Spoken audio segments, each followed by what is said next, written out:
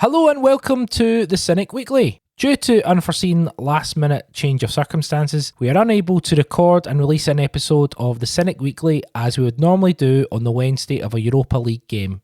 However, we have decided to release this week's episode of The Agenda, which we recorded on Monday and records every midday, every Monday as part of the Cynic podcast subscription service. You can get on average 32 Celtic podcasts per month as part of our fully independent and ad-free Celtic podcast service. Go to our website, thecynic.co, or search for The Cynic on Patreon for all the details on how to subscribe. And now we present this week's episode of The Agenda.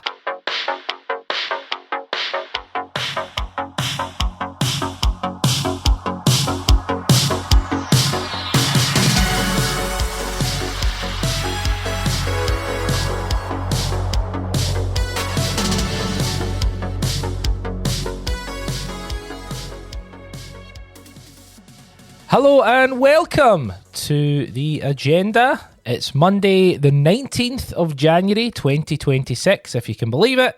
It's a very frosty, cold but bright Glasgow. Canvas Lang.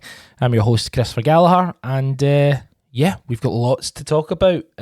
Some positive, some negative. Got subscriber comments, got news, got transfer stuff, and obviously we've got two monumental games this week, and we'll certainly get stuck into it. Kieran Devlin's here. Hello, Kieran. How are you?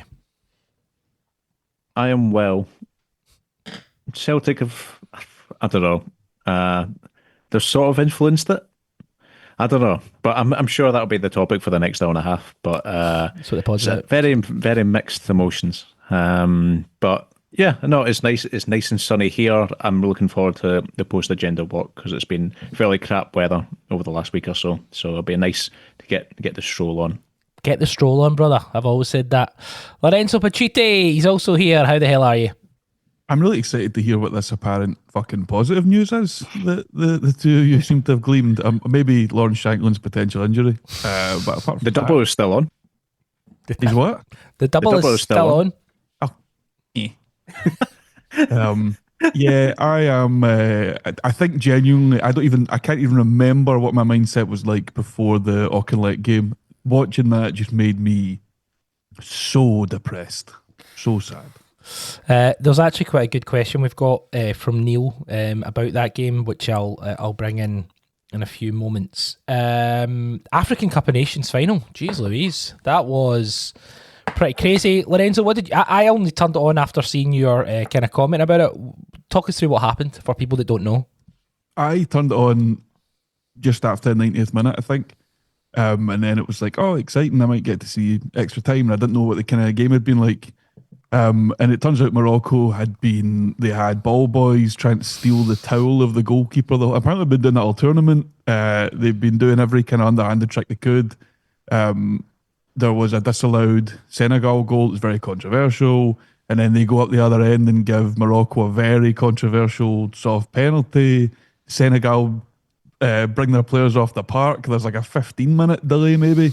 And without the context of the game at the time, I'm kind of like, as much as it's fun, I'm like, you can't just bring your players off the... and then the whole time though, I'm sitting watching it with my father-in-law and I'm just saying, because he's not a football guy, but the pressure that is building, and I'm like, if Senegal are doing this intentionally now, if this is a decision by the coach, if we can put 15, 20 minutes of pressure on the shoulders of a Morocco player to win the AFCON, I think for the first time in 50 years, this is all worth it, and nobody's going to get sent off, whatever. And then Brahim Diaz steps up and Panenkas it into the hands of the keeper, and it was fucking mental. And then Senegal score an absolute screamer in extra time. Kieran, did you see it yourself? What do you think? I didn't actually. I had to catch up with it afterwards. And it was just like, at a certain point, just 7 different WhatsApps and going mental for it. But I do think it's quite funny. I don't know if you watched like the extended highlights where there's basically nothing for there's like 1 or 2 clips from the first 85 minutes or whatever, and then everything from there. But that's why you don't switch a game off. I guess that's the life lesson. You just persist, and on something mental might happen. See the thing with like the ball boys, like the substitute goalkeeper who I think he plays in France, like he's a top level goalkeeper. Try to get Mendy his towel, and he's literally fighting. Like it's not like, oh, take it off him, and it's like literally they have him on the ground while the game's going on and they're attacking him. I loved it. I thought it was great. I thought it was really good entertainment. Rollerball coming soon. Let's go straight to the opening question. Listen, I think we all know the answer to this one, but it's more about the context around it. So opening question, we'll come to you, Lorenzo, first. Will we get any players in before the Hearts game at Tynecastle, which is this Sunday? And would it even make a difference at this point? Just in terms of, obviously, we're going to Bologna.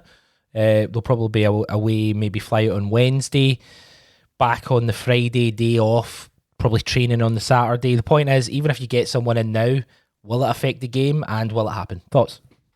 I think if we got somebody in now, it would affect the game. I think it's been so evident how much a difference a top level striker, a decent striker, would have on our form and on these games. Maybe my biggest fear is now that we will make a signing before Hearts and it will be a striker and it will be a shite one.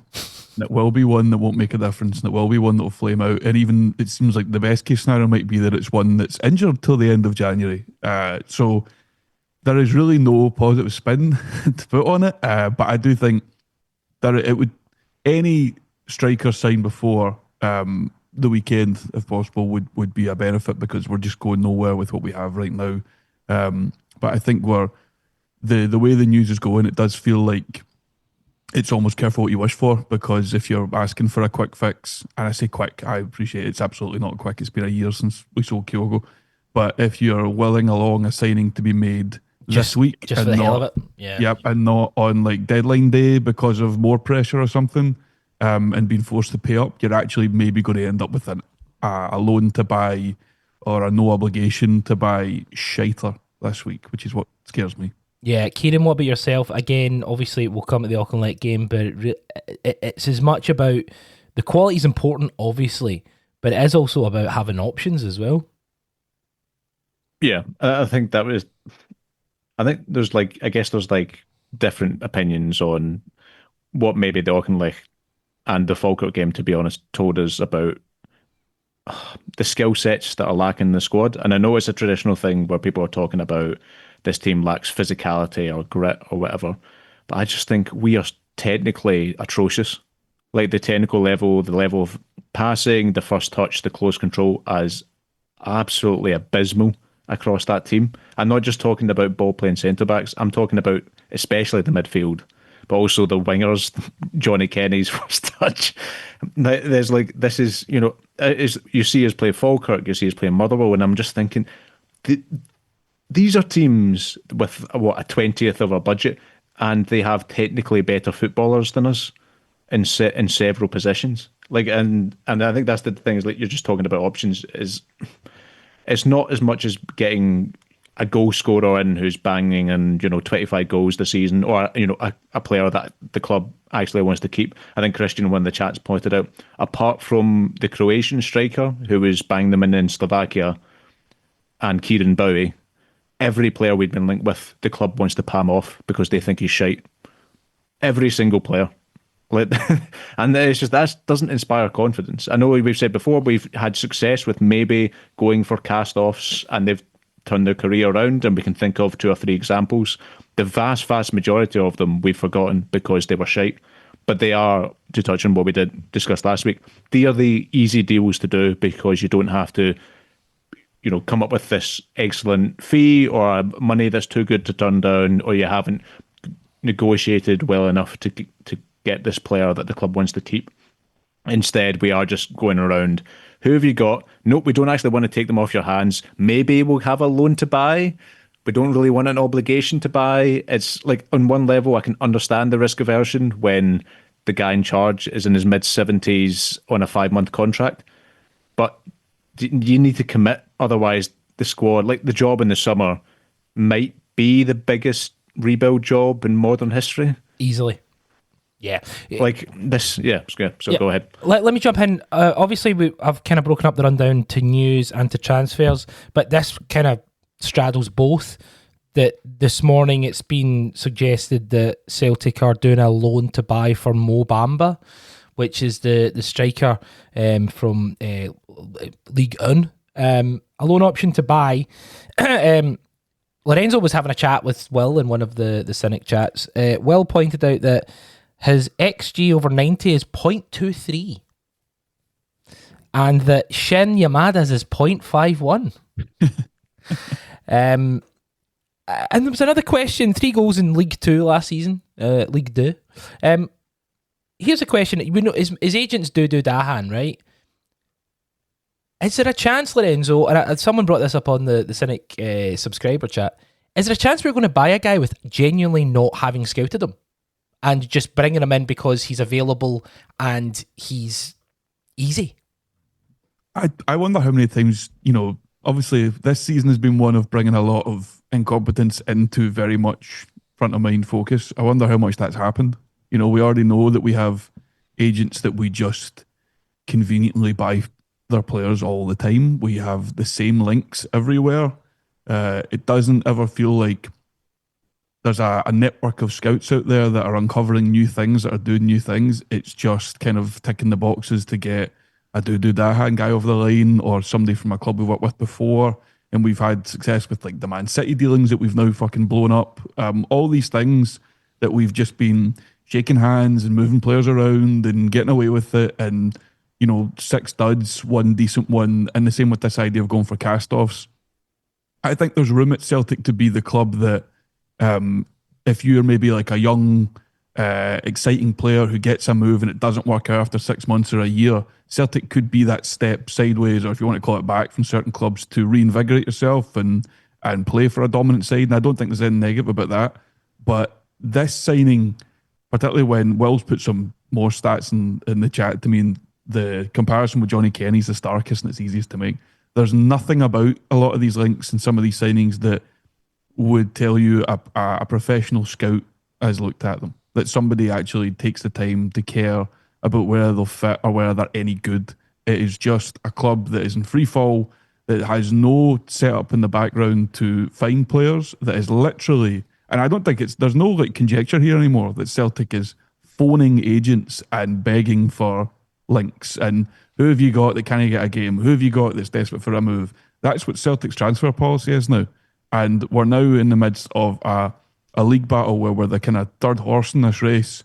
Rangers are spending up, they are buying players that if they'd been linked with us this window, if Scott Olsen had been linked with Celtic fans would have been all over it.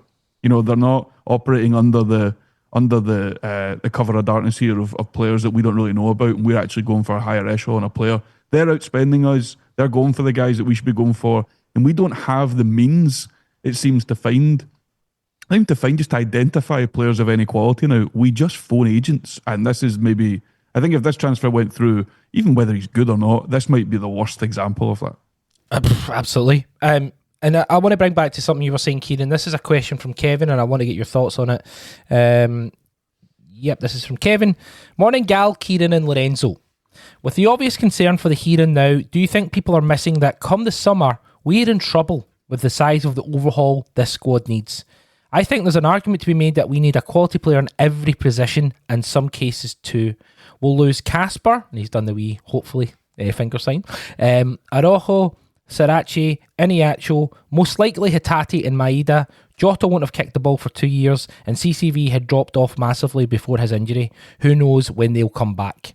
When you add in the lack of quality we have in Ralston, Scales, Trusty, McKeown, Bernardo, Balakwisha and Kenny, the amount of players we need to compete is frightening, and there's no chance we can do all of that.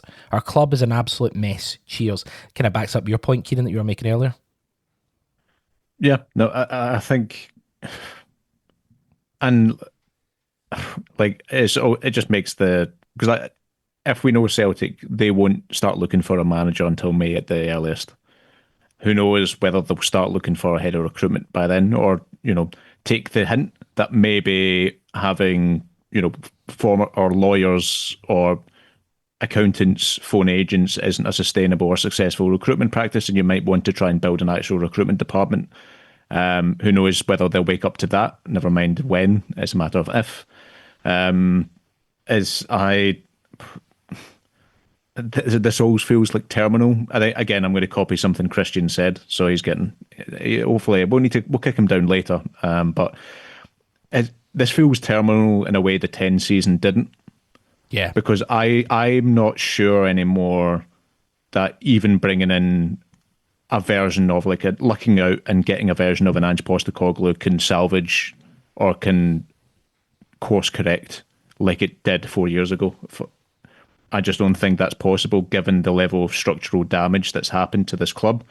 The fact that this is maybe, I think Graham suggested, maybe the worst squad we have this century, maybe even worse than the Mowbray season.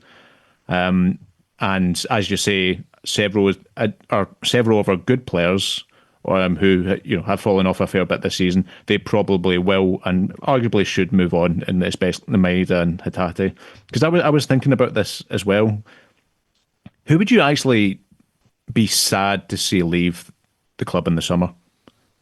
Because I'd be sad about Hatate and Maeda leaving, but I also think it's time for them to go. And apart from that, I've lost quite a lot of respect for McGregor the last couple of months, and I wouldn't be that bothered to see him leave personally. And that's it. Like there's nobody else I'd actually be upset about them moving on. And I think this speaks to the quality of squad, how likeable it is, or dislikable rather. I'm really don't know unless Desmond does something dramatic like selling his shares or a complete overhaul of the board, which isn't going to happen. I don't see how we fix this. This feels like dead on arrival. It's a great Fall Out Boy song. Lorenzo, I want to. We'll come back to the fact of how bad this is. But would you miss any players? That is an interesting question. Is there anyone that you would miss if they left? Oof. I think if you take I think I agree with Kieran. It'd be sad. Not sad. It'd be sad to see the end of Maeda, Hatate, the guys who have been those players for you. But I think in the context of their time is up. They should have been moved on. They should be moved on by now. They want something else, whatever.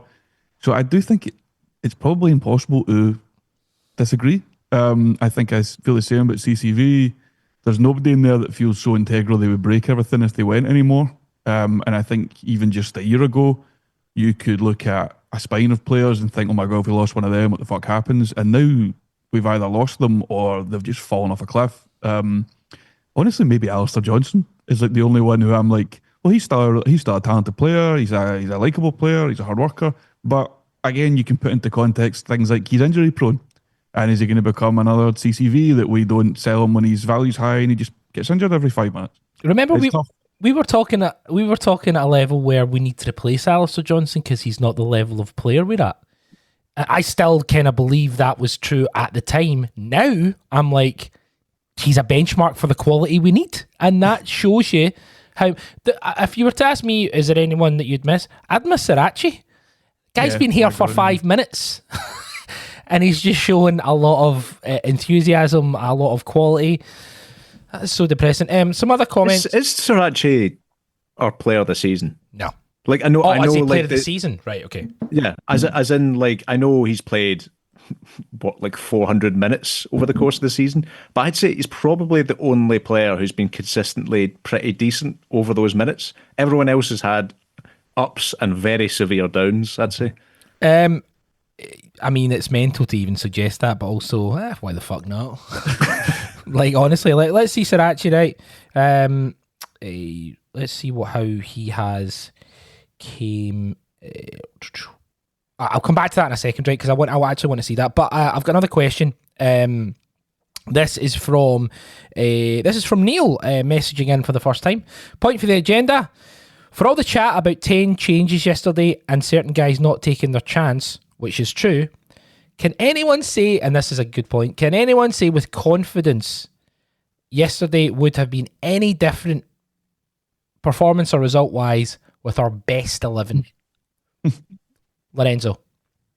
I mean, maybe, but probably very incrementally. I think that it did not matter the level of opposition Celtic were playing there.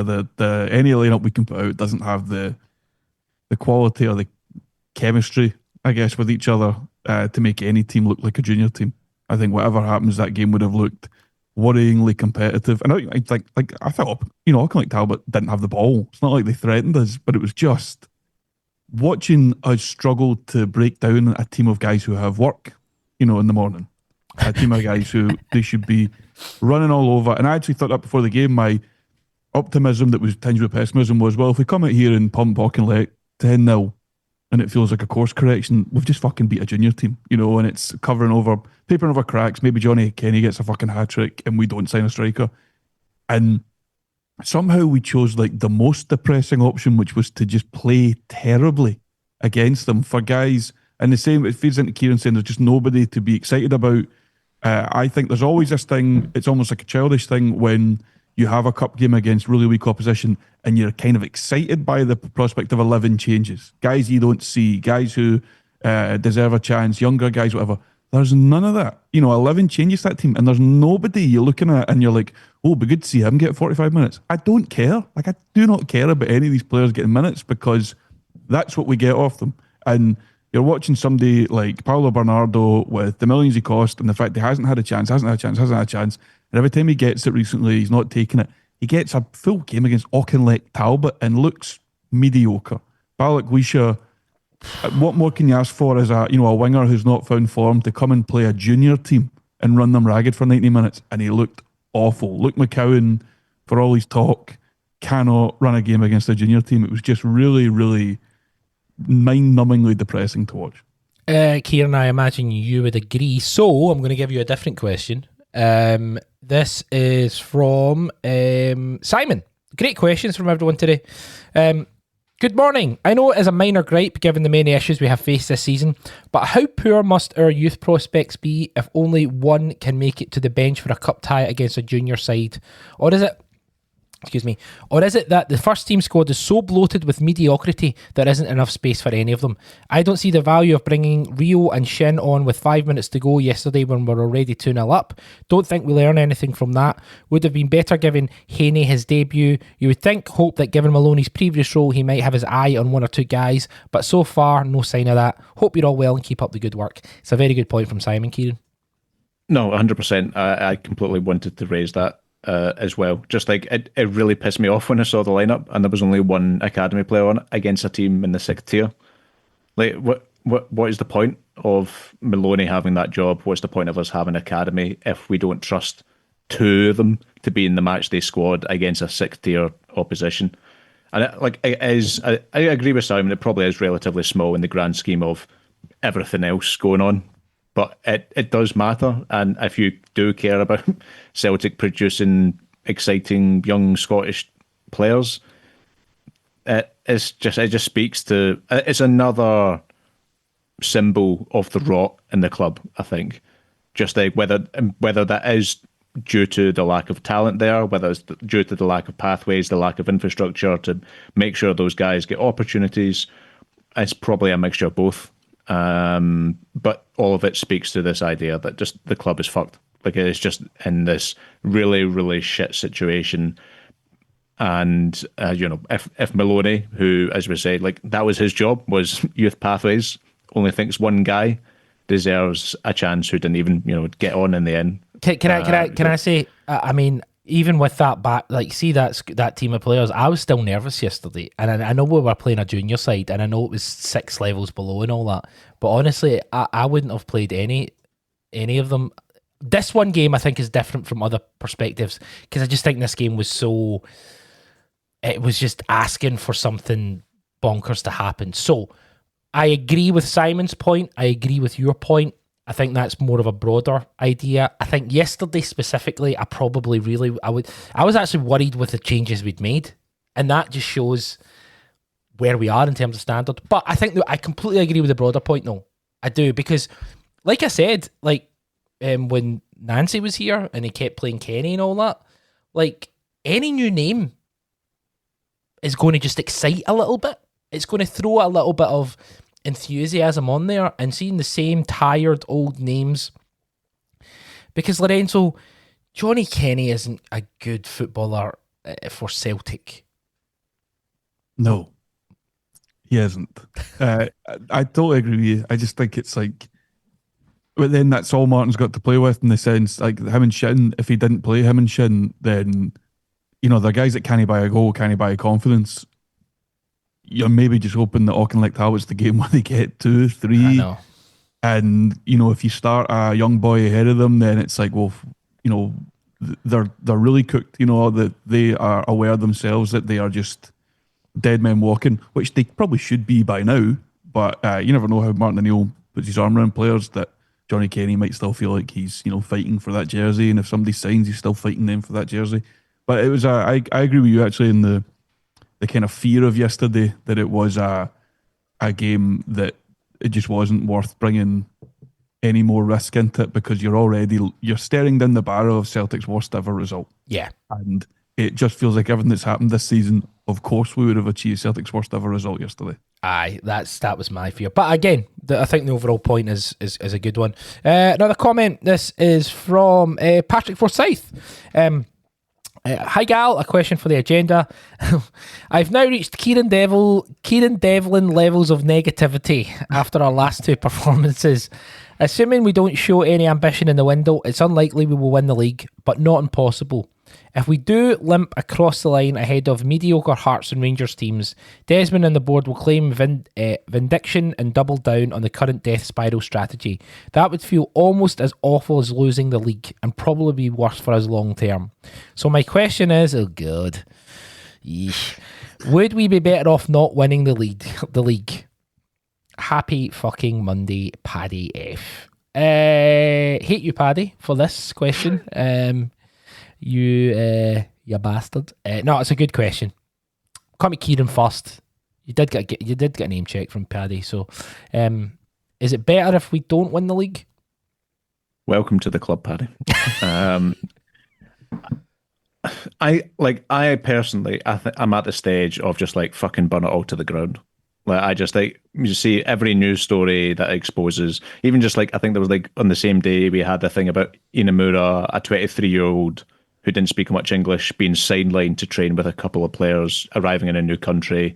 And the same day, I think the Yorkshire Evening Post published that thing about like the 49ers being absolutely baffled by the idea we would loan a Leeds player to us. And I was just like, this institution just needs to get ripped up from the roots. And I like, in the theory, I would be in support of that, because I'm just at the stage now, something radical needs to happen, even if it means losing the league. But I just don't believe anything will change if we lose the league. I think they'll cover their arses. They will do everything. They'll, circle the wagons. They'll do everything they can to protect their pals. Maybe Nicholson goes, but he'll be replaced by another, Nicholson T1000. That it's just Gallagher doing some nice Terminator hand gestures. I just don't think anything will materially change if we lose the league. And I think this comes back to what we're saying with the Celtic Collective and the boycotts and everything, that this is a long-term project. Like, things will get shit if we lose the league. They'll probably try and only buy, even if God forbid, we finish third, for God's sake, like, and we have to do Europa Conference qualifiers in the summer. Like, that probably won't change anything. Or they'll say, oh, we need to have a transfer budget of £5 million or whatever. Like, they'll come up with their excuses. I just don't think. I think this just has to be a sustained, ongoing thing, exposing every humiliation, every embarrassment, that the ineptitude at the club. And I'm at the stage now when something the board does or the club does that makes national news, like this asking the loan offer for Joe Pirro that's coming around, everybody's in England is a bit baffled and thinking, why the fuck would you even ask that? I think that's almost positive, because it reflects how stupid and how inept these guys are. Yeah. And I hate that, because it's embarrassing for Celtic, it's embarrassing for Celtic fans. But I've said before, I think the only thing we can do is, brick by brick, destroying this dynasty, is humiliating them on as big a public forum as possible, to as big a global audience, is exposing how awful they are. But I don't think losing the league will be quite enough. That'll be a big factor, but I don't think it's quite enough to see the kind of change we want. I had this debate with Boud in the pub the other day. I want to hear your thoughts on it, Lorenzo. Does losing the league, finishing third, potentially, does that bring about change, or will they just double down? No, I agree with Kieran. I think they'll just double down. I think it's a very long-term thing. Whatever happens, I mean, you can see right now they're staring down the barrel of coming third, and they're doing nothing about it. Or it's like a longer, drawn-out version of the Kairat situation, where spend a small amount of money, to put yourself in the best position for a large sum of money and success, or spend nothing and lose everything. And Celtic are choosing that option again. They're gambling with that again. I don't think a humiliation. We've seen as much humiliation as we can put pressure on the board, and yeah, they'll be humiliated if they lose the league. But I agree with Kieran. They'll circle the wagons. They'll start again. The expectations will be numbed down. The money in the bank account will be dumbed down, and in that way, people can't point to the 80 million in the bank because actually we're not getting any Champions League money this year. We can't spend any more because we're actually losing, a lot of income and revenue now. I do think Rangers and now Hearts aren't bad enough at running their football clubs like they have been to let the Celtic board get away with what they've been doing to Celtic over the years. That's why it's all coming to a head as well. This season, we're seeing Hearts ran very well, transfers were really well taken care of. We're seeing Rangers with a shitload of money, and the money being spent to chase this league title that would humiliate Celtic. So I would always want Celtic to win the league. I think it always comes back to that for me anyway. I think I'm a football fan first, and I think theoretically, in a logical thing, yeah, maybe it would force things quicker if we were humiliated, but I never want to see it. But I do think either we keep up the pressure on the Celtic board and they fail, and we keep exposing that, or they're forced into performing slightly better by a competitive Rangers and Hearts, and the longer term aim to get them out and take more control of the club still kind of rolls on. So I think we're probably better served by winning the league, to be honest, than we are by losing it. Yeah, I agree, and I understand all the points about winning the league to bin fire it all, but also this might be our last chance to get into the Champions League potentially ever. I know that sounds really hyperbolic, but we do not do well with qualifiers, and those qualifiers are going to get harder and harder and harder. It's going to become more of a closed off shop. So this really is our last chance to really get in the Champions League and get. Yeah, well, I mean, you made the point about being a football fan, Lorenzo, and I'm about to talk about our last chance to get 50 million quid or 40 million quid. But what the fuck does that do for us anyway? Like, who fucking cares? Right, Kieran mentioned it. I get a report from the Yorkshire Post. A loan request for Leeds United's Joe Peru was met with bemusement and laughed off this week. On Friday, the Yorkshire Post reported that reports north of the border that Celtic were in talks with Leeds over a loan move for Peru were wide of the mark for numerous reasons. Club sources have stressed throughout the January window that although he has suitors in the Championship and abroad, he wants to stay and prove himself as a Premier League player, and there's no attempt to force him out of Elland Road. What's more, a loan would be far less helpful for Leeds than a permanent sale, which would be more helpful with their profitability and sustainability position and their hope of signing another player. The Yorkshire Post has learned, however, that Celtic did make the suggestion, which did not lead to talks but was laughed off in bemusement due to the Scottish club's apparent lack of appreciation for the relationship between the 49ers Enterprises' two clubs. The question was raised if Celtic's suggestion was a serious one. Leeds and Rangers boast two entirely separate operations and two sets of decision-making when it comes to day-to-day business, but enjoy a close working relationship. 49ers Enterprises Supremo Parag Marath is chairman of Leeds and vice chairman of Rangers. The idea of him sanctioning the move of a player from one of his clubs to aid a direct title rival of his other club is bizarre, particularly given the suggestion it was for a loan. Yeah.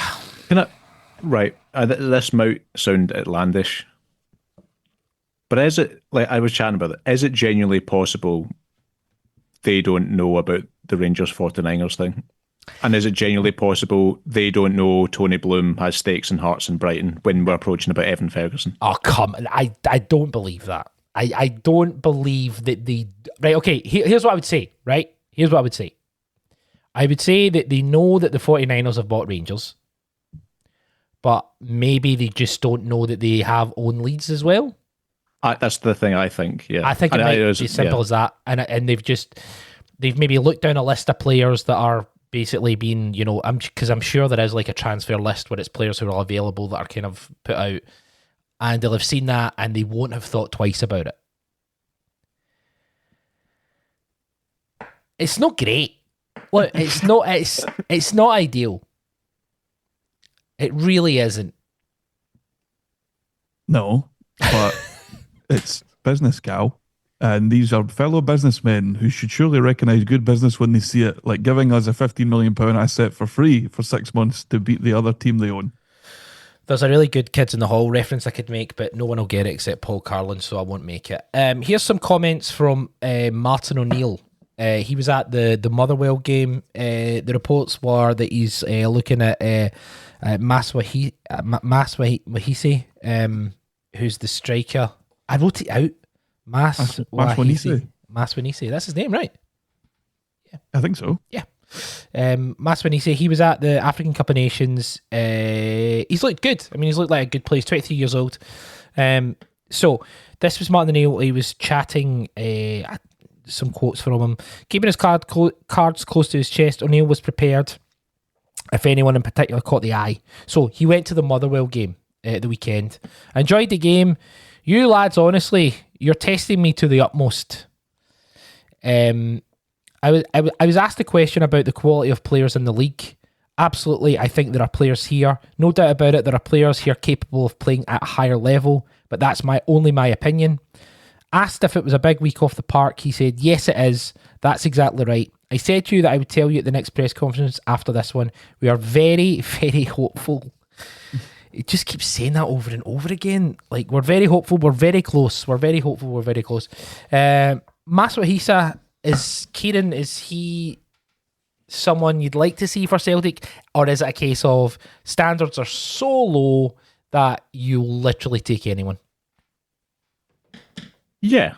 I think I'd maybe file him with the Kieran Bowie comp from last week, with like somebody who I think in time could be a decent player for Celtic. I'm not sure about either of them ceiling to become, I don't know, like a version of like Dembele or Sinclair or Jota or whatever. But I think they can be a useful squad player for a decent Celtic team. But also, would they improve our starting 11? Yes. I think that's just the reality where we're at now. But I guess there's the thing of, as with Bowie, Motherwell will want, again, 4 or 5 million for him, probably, and justifiably so. But are we willing to pay that? I can't imagine Celtic will be. And then so you can just imagine someone like, I don't know, a Sassuolo or something coming in, 5 million for him, and then I think Motherwell. That's a bit this way. I think it'll be 2 to 3. You think? Aye, I think if Celtic want him, they could probably get him. Yeah. Now, the point that you made there, Kieran, I think is a critical one. Sometimes we get lost in this, right? But would he improve our first team? And see if the answer is yes, then you buy him now. I know that's not ideal. I know that's absolutely not how you should run a football club, Lorenzo. But at the same time, to win this league, you bring him in. Will he improve the first team? Yes. Then it kind of becomes a no-brainer at the moment. Yeah, and we're firefighting to win this league. And we've got a manager who, as Kieran said, is in his 70s and is not going to be the long-term coach. So if you're going to put aside long-term signings, you don't have to do much more, I think, with Maswahise. He's also very young anyway. I don't think you have to do much more than go, is he maybe the best player in the league outside of, the big teams right now? 100%. Is he somebody who's going to come in and score goals? He's very much proven he can do that. And I'm very much of the belief that if somebody, we talked about this with Ida, where people were like, oh, if Ida was at Hibs, he'd score 40. That's not how it works. It's literally the opposite. If Maswahise scored 15 from Motherwell, he could score 25 for Celtic. They'll get a lot more chances. I think he's pretty versatile. He's exciting. I think Celtic are in a position right now, even though we're in this like sticking plaster mode, where there's enough talent in the Scottish Premiership who the Celtic fans are aware of and fans of, that they could do a few deals here that are players who could hit the ground running, who know the league. You're trying to just get over the line this. You're trying to quickly pick up points, trying to get guys that can start fast. The chat about Bowie, the chat about Maswahise, the Mulligan link that was there. These are players that would come in, would be better than what we have, and would hit the ground running. And there's deals to be made there. There's money that we know clubs in this league can't always turn down. I think I agree with you on Mass when he said I don't think Motherwell are in such a position that they would turn their nose up at 2-3 million. I think that's a massive result for them and an amazing work by their team to bring a guy like that in and flip him for that money. I just think there's potential for Celtic to do these kind of deals, and we've had this link to the boy Noonan in Ireland. That's a very, another long-term view of this Irish starlet, and we've done that before. And fine, Noonan might work out to be, he looks a really good player. He might turn out to be one of these guys that we regret not jumping on. But right now, if he's going to be commanding something above £1 million, then go throw that towards Mash Winisi. Go throw that towards a guy who's going to come in and win you this league. And I agree with you. There's all this chat around players who are unwanted, who are not scoring goals that we can take a punt on, or just go get the guy who's dominating the league you're in right now. Yeah. I think it's quite interesting that I don't know, so see someone like Kieran Bowie, the people are bringing up the fact that he missed an opportunity, right? He was put through 1-on-1 against Dunfermline and he didn't score. And people are using that as a sort of, we shouldn't buy him, which is insane, right? Because I think I think Kieran Bowie's the type of guy that I think if you look at him and you bring him in, I think he will improve with the higher the level he plays at. And I actually think you put a little bit of pressure on him and he's actually not going to break, he's going to actually work out. I think some of the goals he scored this season, the technique has been exceptional. Goals against Hearts, goals in Europe and stuff. And so Kieran Bowie, by the way, I don't think it's going to happen. I don't think we're going to spend £6.5 million in Kieran Bowie. So it's almost a moot point at this point. But the idea that because he missed a chance, how many chances did Kyogo miss, even when he was at red hot form like that? It's not, that's not the tail of the tape with someone like Kieran Bowie. Some of the other players, right? Let's have a look at some of the other players we've been linked with, right? Okay, Jonas Wind, out of contract in the summer. He is 26 years old. He's got 37 caps for Denmark. He's currently recovering from surgery, and this is the thing. He's currently recovering from surgery. Should be available in inverted commas at the end of the month. Now, I don't really know what available means. He's got 34 goals in 120 games for Wolfsburg. Hasn't scored a lot of goals this season. I think he's got none. He's got none goals this season. Scored 11 last season, 12 the season before. Keenan, I think in an ideal world, if everything is ticking along nicely and we're doing well, this is a deal that you look at and you go, okay, this is one of your guys where you can bring them in, retool them, rebuild them, and then maybe even sell them on. But it just feels like we don't have, literally what we just said 5 minutes ago, we just don't have time to retool someone, especially if they're not going to come in and hit the ground running. Yeah, I think Wolfsburg have been such a basket case this season. Then I think Rangers took advantage of it with Skov Olsen. That I think there is value there. He's before this season, he had a decent record in the Bundesliga. He's a Danish international, regularly gets games for a very, very good Denmark team. I think this is I think it could be a very good signing. But my concern isn't necessarily that he's not going to be a good player. I think he probably would be likely a good player. I think he's easily the best striker we've been linked with. The issue is his wages and the fact that if he is available at a cut price fee or is available for loan or whatever, I think the other club linked have been Lyon. It's a much better organised team who are more willing to spend money could absolutely just leave us dead in the water with this deal. Currently top of the Europa League. Yeah, so I just think, I think something like that would just leave it to one side. I think there is an element of risk with it as well, not to just completely say, "Oh, Gal, you're talking shite."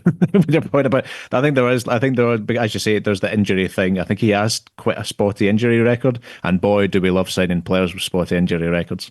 And the lack of goals is concerning, but I think there's enough baseline talent there that he would likely come good for us. But it's just that I think we'd absolutely fuck up any kind of approach for him quite easily. I get that, and again, this is the whole thing about in a perfect world, you bring him in and you're like, okay, we can take your time with him. He doesn't have to. The point is, Lorenzo, we have rushed people back this season, and it's ended up causing their injury to either reoccur or be worse. And I just wouldn't trust Celtic to be in a situation where they're like, we're going to play him even though he's not ready, and it might be a risk to his other injury. Do you know what I mean? Like, you bring him in, it's a nightmare. Yeah, in a vacuum, I would love that signing. I think he's the kind of striker I like as well. He's big, he's really experienced. I think you bring him in with Maswanise as well, and you're talking a lovely 1-2 to kind of solve some of your problems. Let it play out. Let Martin even see if he could top and tail them. There's a lot of fun to be had there. I think he's exactly like you said. He's one of these players who had a great reputation, is very well known, very well liked, but it just started to not work out for him. And when teams give up on players, I mean, Wolfsburg seem like a bit of a weird club right now. They've got a lot of talented players who have ended. I mean, Lindstrom, I think, as well, is another one of just like talented players who it's not quite worked out for in recent times, and it all seems a bit weird. And it seems like a good opportunity there, but I agree with all the kind of sad realities of it, that we probably wouldn't handle his injury very well, that we probably wouldn't pay up his wages. I mean, Leon being in competition with us, did Leon not get relegated for financial?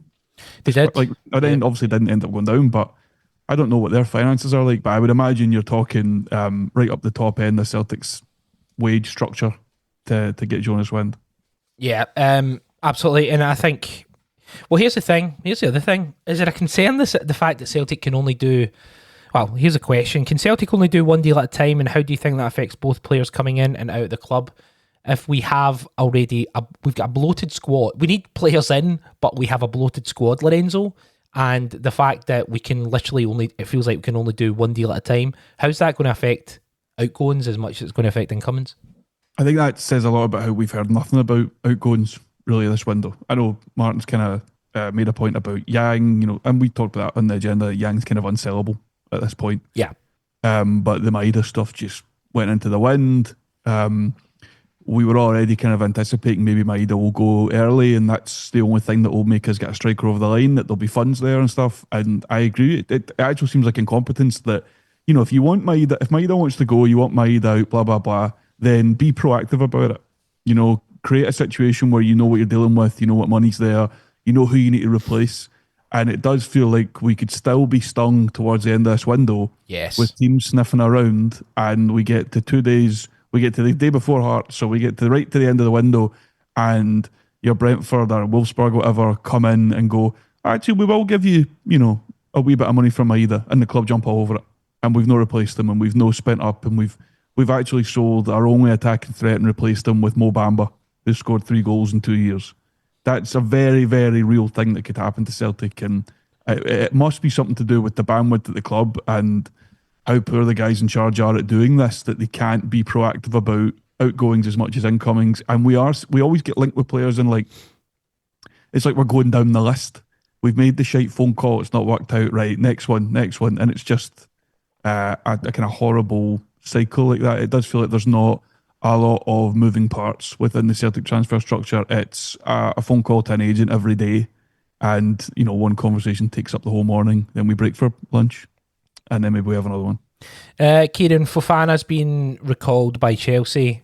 They're looking to do a permanent deal. He knocked us back for Charlton, then that didn't work out in the last window. He went out on loan.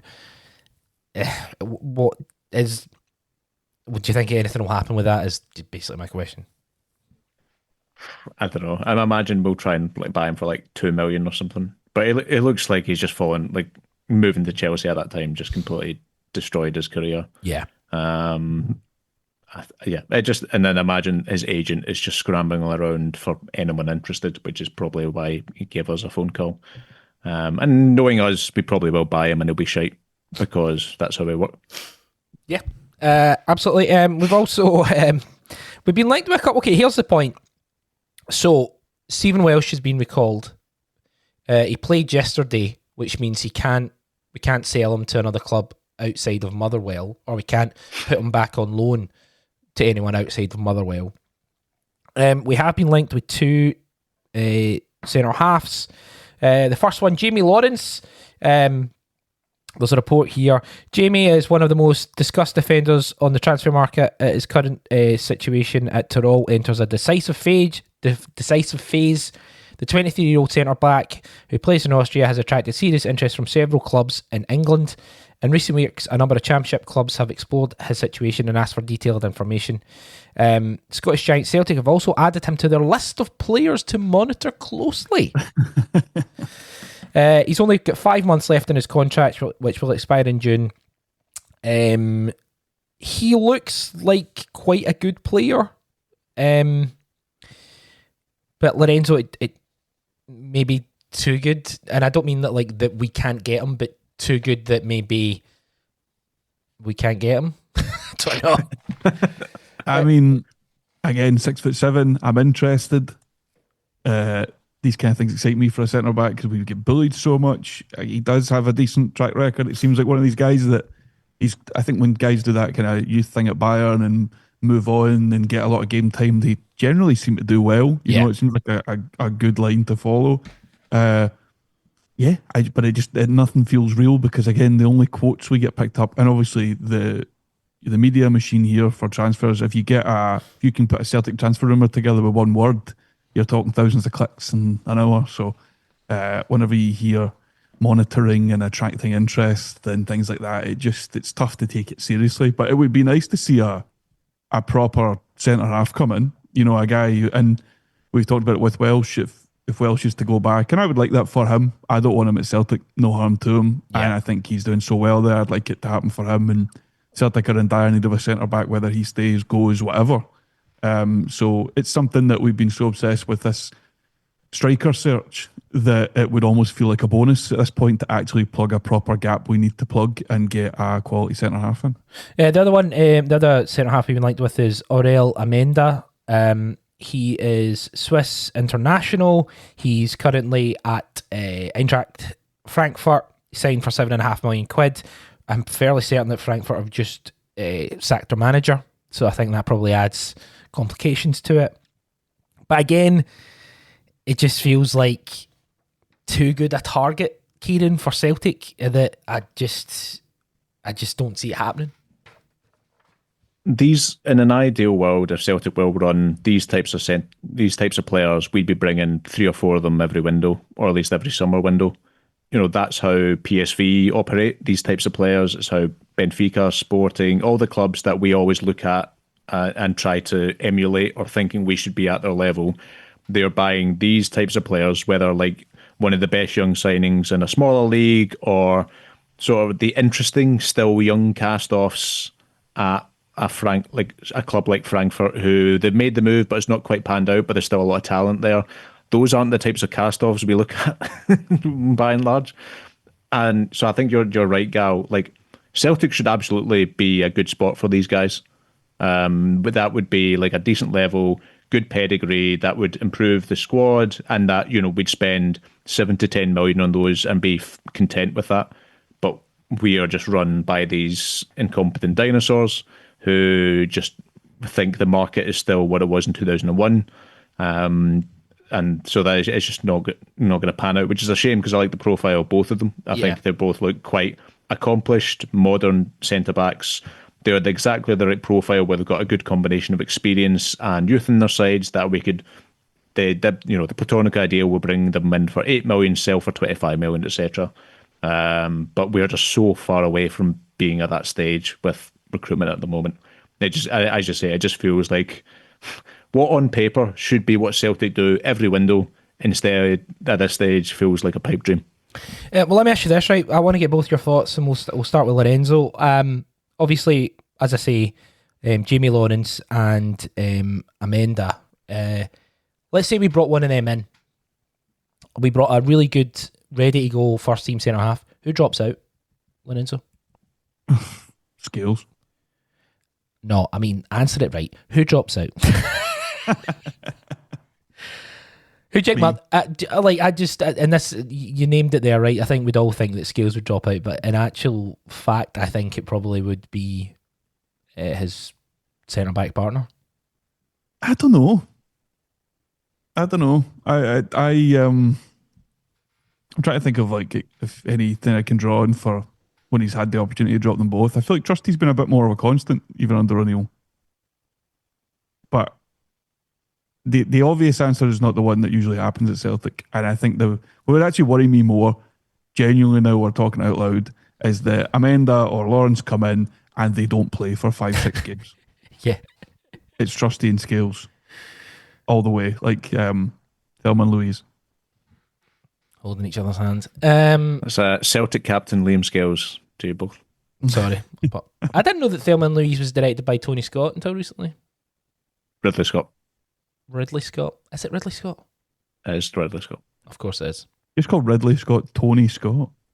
Not because they're obviously brothers, right? But Obviously. fair enough. I've fucked that up. What an embarrassment. Kieran. It's a good film.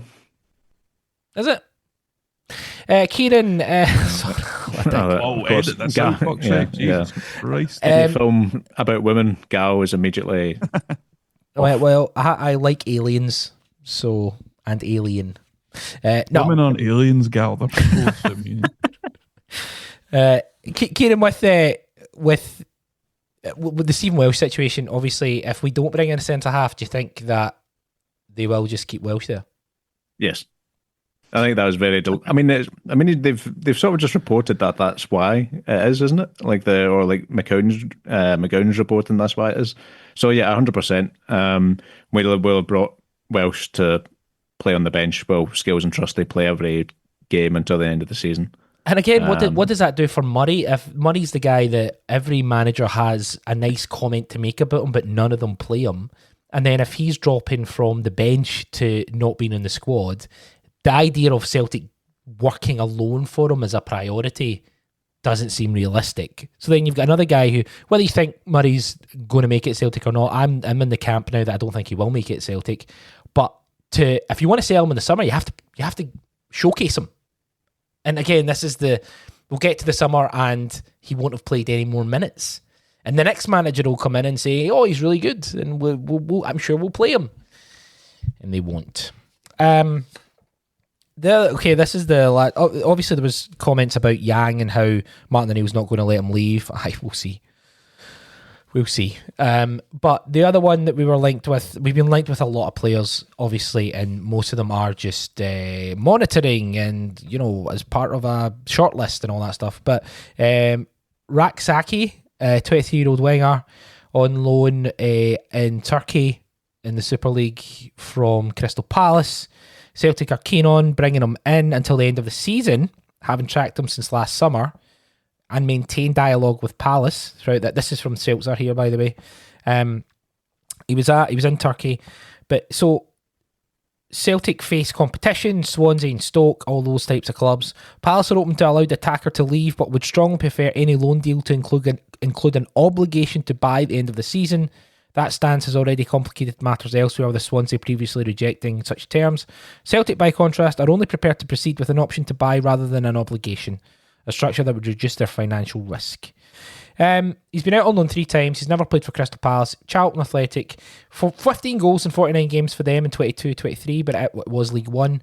Sheffield United last year, 7 goals in 37, and then in Turkey, 4 goals in 13.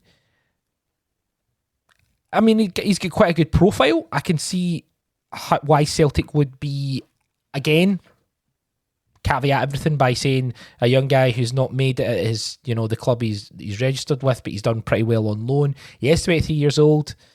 Kieran, again, with the contract stipulations, it seems like it's probably a no-brainer. It's a no-go. Yeah, I think so. I think obviously this is just like, again, returning to a club, to a player who's been transfer listed and the club are desperate to offload. I think he's got quite a funny profile because, like, I was looking at stats, and stats aren't everything, but like pretty decent goal return, actually pretty decent expected goals. He gets the good quality chances. Absolutely dreadful at the creative side of things, absolutely dreadful at the defensive side of things. Like bottom percentile for absolutely everything that isn't goals and expected goals. But we're struggling to score goals, so maybe that might be the thing. So a very strange thing for a while. He's Liel Abada. I think Abada was all right at creating chances for all I had issues with him. But like, yeah, I think Yeah, I think he's a bit of a funny, I guess, yeah, a bit of a funny profile. Yeah, maybe he'd be all right. Maybe he might be, a version of like a Bowie or something that he probably would be an upgrade in what we have at the moment, potentially.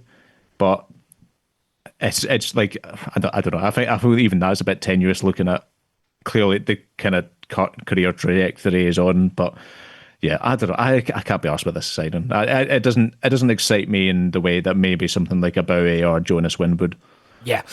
Final question we've got from Jim. This is Lorenzo. We'll start with you. Is it more prudent at this point for us to actually just reassess and accept the nick of our jib? My head is absolutely done in with having expectations and desires for this club that aren't matched by large swathes of the support, and O'Neill's comments joking about signings by the end of the year has further confirmed it to me. This is just a comment that Jim is talking about. Already, but we're in January. I've got to ask you, are you any closer to any business being done compared to when we spoke to you before the game and also yesterday in your pre-match press conference? Well, you're right about it. I do dread this question.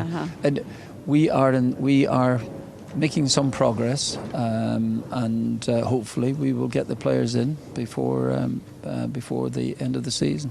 Thank you. Aye. Get some laugh.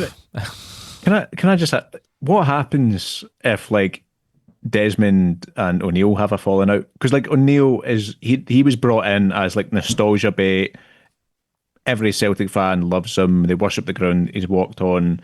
That'll like appease fans after the shit show of what's happened twice. They've done that twice this season, obviously. What happens like given they were so critical of Rodgers speaking out or making jibes about the bottling transfer activity. Now O'Neill's doing it like fairly consistently. He's not only in terms of doing what every Celtic manager's done in terms of saying, "Oh, we'd need to be sharper with this, and we need players in yesterday," that kind of thing. He's now actively making fun of it in quite a humiliating way. Or do you think it's not? I think because of how he's saying it, I don't think they would take it as a jibe. I think they'd be like, "Oh, Martin, he's using his personality to protect the club and the board."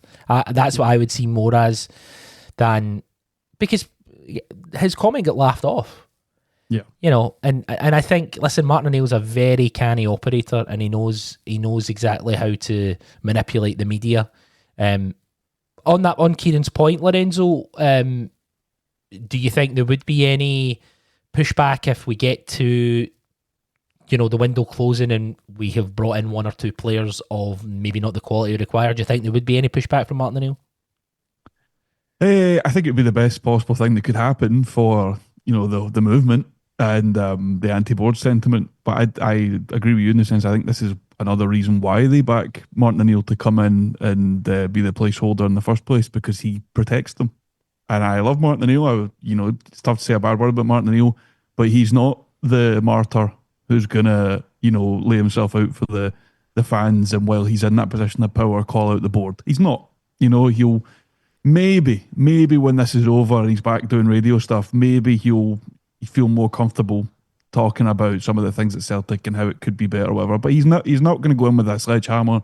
He's in a position right now where if you want to give him the benefit of the doubt, the window's not closed yet, and he's reserving judgment. But I think if we sign, like the Mo Bamba type signing and we don't get anything else, Martin O'Neill will say it's a very difficult window and that he's very happy with Mo Bamba. He looks a really solid boy and he's a talented boy. We just have to go on with it now. We just have to go on with it now. And this is the squad I'm going to take to challenge this league title with, and this is what we've got, and everyone needs to get behind each other, and everyone needs to hold hands again, because the players are all scared when they go in the park and everyone's not cheering for them, and that'll be what it is. And that is the unfortunate reality of Martin O'Neill's stature at Celtic and his place in Celtic. It's going to be very difficult to see him do anything else. But I think if there was to be a fallout between Martin and Desmond or Martin and the board, it would be kind of fantastic. I hope it wouldn't come at the expense of a league title, but it would probably be the best thing for us. Yeah, absolutely. I think it's interesting that, yeah, that is, aye. In terms of, I had a point to make, it literally just went right out of my head just as we were talking there. But I think we are at a position where the clock is ticking. And I think the big concern for me is that, and obviously we've got Tynecastle on Sunday. We'll talk about that in a few minutes. But the clock is ticking to the point where I think we're all saying the stuff where it's like, we're not going to sign any players, but in the back of our head, we're all kind of like, fingers crossed, kind of like, we probably will. Let's wait on that. But actually, in reality, we probably won't. That's the point I was going to make. Sorry, it's just flashed back into my head. Pre-match yesterday, I watched the Celtic TV sort of interview with Martin O'Neill, and he was very quick to mention that the captain was playing. And he's the most important player. And then on the Premier Sports, when there was the interview, he was like, we've made 10 changes, but the captain is playing. The captain is there, and the captain is playing. He almost made the exact same comments, and obviously everything he says like that is done for a reason. I just thought it was interesting. I don't really have a point to make on it, but just I found it interesting that he was making the comment about the captain and the importance of the captain. I think maybe the club realise that they need to do a little bit of PR around McGregor, which is fine. Yeah, but image rehabilitation for the captain. I think so, yeah. And he's stuck his neck out for them, which is again why maybe he's lost a little bit of face amongst Celtic fans. He has stuck his neck out for the board on several occasions, and he didn't stick his neck out for his new manager. That's the board owe him, and he has been a constant, and unfortunately now he's been a constant for the decline of this club. Yeah, and that's it. That's very, very true. Did you want to say something, Kieran? Well, I was just thinking, I'm just like, obviously, I did enjoy all the rehashed jokes about maybe we should just bring Nancy back to show Forrest how to receive a ball after yesterday. But I feel everybody's made that joke, so I feel. I just think that's funny, even though if it's quite an obvious one. We've got Bologna on Thursday. Myself and Bowdy are heading out on Wednesday. And really looking forward to just an away day. Just looking at Bologna's form at the moment, they lost to Fiorentina yesterday, 2-1 at home. They're not on a great run at the moment. Since the 1st of December, I think they've only won one game. So it's obviously Serie A. They're currently 8th in Serie A. They've got 30 points. But it's kind of tight up until about 4th. Europa League form is far better. Their last performance, they won away in Spain against Celta Vigo. They beat Salzburg 4-1 at home. They drew with Brand at home before that. They won in Bucharest 2-1. And they drew with Freiburg at home. The only defeat came to Aston Villa on the opening day. So where are they in the Europa League group? They're 13th. They've got 11 points. Celtic are 24th with 7 points. Our form is we either lose or we win. And, the last 4 games for Celtic, 1, 2, 3, 4, last 5 games for Celtic, lose, win, lose, win, lose. Obviously the last game was that defeat to Roma. What do you feel about this, Lorenzo? We've got 7 points. You possibly still can qualify with 10, but it just depends on other situations going your way. Do you think we can get 3 points out of these 2 games? I mean, we can. Neither team should be one more fear of, particularly a team that's in a bad run of form, as much as I think they started the season a wee bit hotter. Yeah. They've got some talented players. They're not a phenomenal team. Bologna, though, they've got some players who are maybe a little bit past it as well, who are kind of their leading lights, but they're still very talented and they're the kind of players that punish Celtic. But this is a game where, both teams should feel like they can get 3 points looking at each other's form, but we know what it's actually like, in Celtic. We know what the team is actually playing like, and Bologna will be licking their lips at us coming to play them, and Celtic are not in a position where they can see Bologna as like a wounded animal they can go after and take 3 points off. This squad is not at that level. Celtic don't have the confidence right now, it feels like, to go away and turn Bologna over.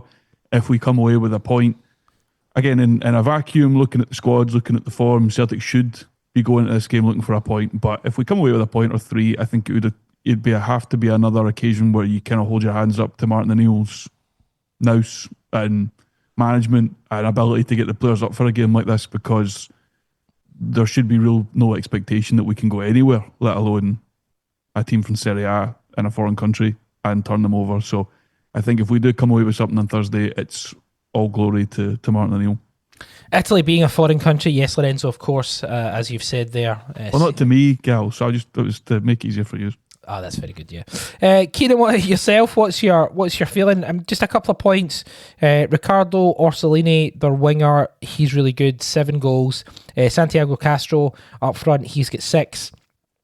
Jens Odegaard, he's got 4 as well. They've got that sort of front 4. And I know that they're off form currently, but with our defence and how we're currently playing, it's quite intimidating. What's your expectation going into this one?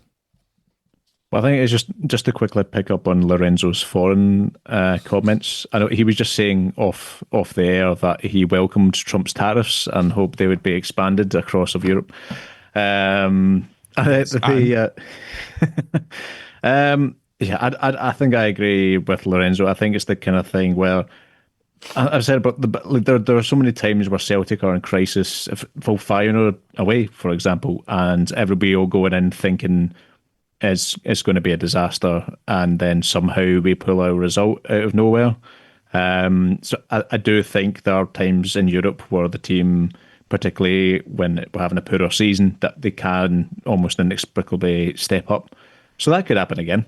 I think we're all banking on it happening again. That's our best hope of getting a result, because I don't think it's going to be through this very sophisticated system of good players at their best.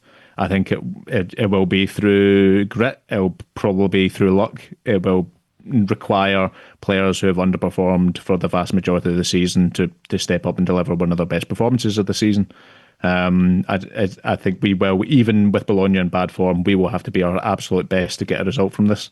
And we will have to just not make the kind of defensive errors or miss the kind of chances that we have been over the last 2 months. Yeah. Yeah. If we do bring anyone in between now and then, it doesn't matter, they can't play. So just on the fact that we've got that huge game against Hearts at Tynecastle on the Sunday. Lorenzo, do you think that comes into play in terms of, well, I know I'm saying that, but then we only really have 12, 13 players of real quality. Like, do you think the Hearts game is in the back of Martin O'Neill's mind for the Bologna game, or do you think he'll just take it game by game, strongest team? I think his hands are tied regardless, even if you wanted to look ahead to the Hearts game. You can't rotate. You also can't rotate without it looking like dead obvious that you've just gone like, oh, fuck this game. There's not like a way where you can rest some players or you can change things about, whatever. I think the only worry would be that players and management are looking ahead mentally to the game on Sunday and calling this a write-off, and even doing the maths of, well, we'll get Utrecht at home, and if we beat them, that 10 points could get you through. I think a lot of fans are probably doing that already and seeing Bologna as a write-off and Hearts the more important. And if you offered fans what game would you rather win, I think I'd bite your hand off for Hearts over Bologna. So I think it's more mentally dismissing this game in favour of Hearts. But I genuinely don't think there's anything you can do with the squad. I cannot imagine there'll be any change to the 11 other than if we do sign a striker. Yeah, obviously we can't play them against Bologna, but Iheanacho may be coming back, Kieran. Maybe if he's available. Obviously won't be match fit or anything. But these are maybe the risks you kind of just have to take if he has got a chance of maybe playing half an hour. Yeah, I think it's like even the half fit Iheanacho for always been. I think Iheanacho's been pretty good. Me too. When he's played. I think he's missed some chances, but I think his link up and holding play has been very good, and I think he's had some decent finishes. So I think I'm at the stage where even a half fit Iheanacho is better than Kenny, personally. So I'd start if he is available. I'd start him against Hearts, and I do think Maeda's just better out wide for it. Even very very much off form Maeda is better out wide than through the middle. So because I think what was the game? Was it Dundee United away where under Nancy where Iheanacho started and we were actually okay until he went off and then we just collapsed? It was St Mirren. It was a cup final. He played really really well and then he went off and then there was nothing. The ball went up to the final third and it just didn't stick. Yeah. So I think just for having something. I'd have, if Iheanacho was available, I'd start him. Right, okay. Obviously, with the Hearts game on Sunday, I'm just going to... Hearts, obviously, Cammy Devlin's out for, I think, 8 odd weeks. Shanklin got injured. Benny Benigamy, he's suspended. That's 3 big players for them. Shanklin might make it. We don't know. But question, Lorenzo, we'll finish on this question. Is a defeat at Tynecastle the end of our title challenge? Probably. I think there's still that glimmer of it depends what you do to the few days left of the window, and I think there'll be it's maybe a certain mindset you have to have a Celtic fan. I think there'll be people that if we get beat by Hearts will think that there's going to be a big signing, there's going to be like a make-up deadline day £10 million striker. I think the opposite would probably happen. That it would just be like, got batten down the hatches, get ready to lose this league and prep for how we spin this. I think if it's tough to kind of call it because Hearts obviously do have injuries now, where some of their key players do have suspensions to deal with. There's a potential here for Hearts to have, we've talked about Hearts needing to have like a difficult patch. They've had that, but we've maybe opened up an opportunity for them to have another one. So it feels like this is it. This is the start of flipping the script back round on them, or if they do get, 3 games of mistake away from Celtic, and Celtic have to be perfect when Rangers are looking more ready to challenge for this than us, you'd have to be very optimistic, I think, to think otherwise that this title's still on. That will obviously make it 9 points, Kieran. And as Lorenzo says, I'm not sure Celtic win. As people are saying, well, Hearts will drop points. I'm not sure we won't either. No, we will drop points. It is completely unsustainable for us to play this way and win. Like it's just funny how the O'Neill was just like picked up the good luck from the bad luck Nancy had. It was just like this wild swings, but it's going to even out eventually, and we will drop points. Like we are not playing well at all. So yeah, I think. I know this might be. I think it does feel premature because there would still be 15 games left to play after Hearts, but 9 points is a lot, and I think we will drop points consistently. Whether Hearts just fall off, we need Hearts to fall off a cliff. I reckon, just like a complete bottle job. You need Hearts and Rangers to fall off a cliff. Yeah, and Rangers, I'm worried that they're looking better and better as they sort of adapt to role, and if they're bringing in some good players as they look to be doing. I think Rangers are probably. I think it could be very, very difficult for us to win if we lose. Yeah. Even if we draw, and because I do think Rangers will probably get better in the second half of the season. I think this is already a tough job. Dropping any kind of points will make it tougher. I just like it would make it nigh on impossible, especially if, as we suspect, we won't bring in the quality needed to actually elevate the team. Lorenzo? I also believe Danny Rowe and Rangers, when he was announcing Scott Olsen, I think just saying we're not done. I do think the 49ers, having kind of fucked up the summer so badly, just see the opportunity here. Yeah. See it in front of them and go, right, well, we chuck a bit at this, and it actually does seem quite simple. In essence, it's what Celtic's board just have never been able to do.